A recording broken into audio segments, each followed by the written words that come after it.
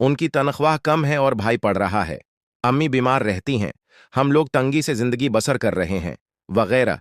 इस पर वो कहता, चाचा नाराज ना हो जाएं, वरना मैं तो यही चाहता हूं आपसे कराया ना लूं।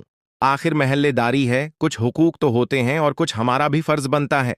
ऐसी बातें सुनती मगर घर में ना कहती, कहीं उम्मी अबू या भाई बदगुमान हो जाएं। जरूर वो सवाल करते कि वो तुमसे ये बातें क्यों करता है, बल्कि बात ही क्यों करता है। वो तो उसे निहायत शरीफ और भरोसे का आदमी समझते थे। वो भरोसे का आदमी था। तमाम मोहल्ले वाले उस पर भरोसा करके अपने बच्चे उसके स्पर्द करते थे। एक रोज मैंने पूछ लिया, आप सारे बच्चों से प्यार करते हैं, क्या आपके अपने बच्चे हैं? उसने बताया कि मैं शादीशुदा नहीं हूं, लेकिन मुझे छोटे बच्चे अच्छे लगते हैं, इस वजह से उनसे प्यार करता हूं। आपने अभी तक शादी क्यों न की? मेरी भी एक कहानी है। दरअसल में एक लड़की को पसंद करता था। वो एक गरीब लड़की थी और स्कूल में टीचर थी। मैंने उसे हासिल करने की सरतोड़ कोशिश की, लेकिन उसके घर वाले न माने। उन्होंने रिश्ता देने से मना कर दिया, क्योंकि उसकी मंगनी अपने चाचा जाद से हो चुकी थी। मुझे बहुत दुख हुआ। आखिरकार मेरे अबाजान ने समझा बुझाकर मुझे खामोश करा दिया। इस लड़की का नाम नाज था। उसने किस्म खाई थी कि वो मेरे सिवा किसी से शादी न करेगी, लेकिन वालिदैन ने उसकी न चलने दी और जबरदस्ती उसके मंगेतर से शादी करा दी।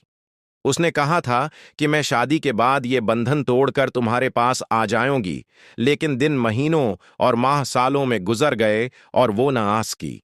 इसके इंतजार में शादी न की। बिलाखिर घर वालों ने मजबूर कर दिया और मेरी मंगनी रिश्तेदारों में करा दी, लेकिन मैं अभी तक शादी से गरीज कर रहा हूं। शायद कभी नाज आ जाए तो उसे क्या जवाब दूंगा। अब तक नाज को नहीं भला सका। दिल किसी और से शादी करने को नहीं चाहता। सख्त तकलीफ में हूं और अपनी तकलीफ किसी को भी नहीं बता सकता। आज न जाने कैसे तुमको बता दिया है। ये कहते हुए उसकी आंखों से आंसू टपक पड़े। मैंने उसके चेहरे की तरफ देखा। अकबाल का दुख महसूस करके शदीद तकलीफ हुई। शायद कि उसने अपनी दास्तान मेरे सवा आज तक किसी से भी न बताई थी।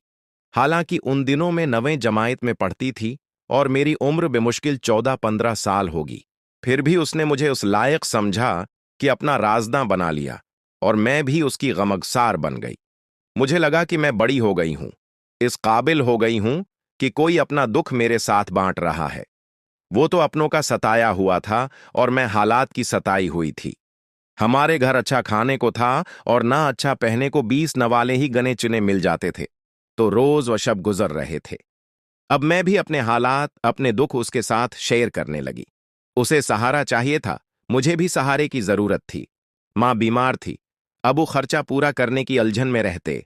भाई बात न करते और बहन कोई थी नहीं जिससे दिल की बात कहती या सुनती।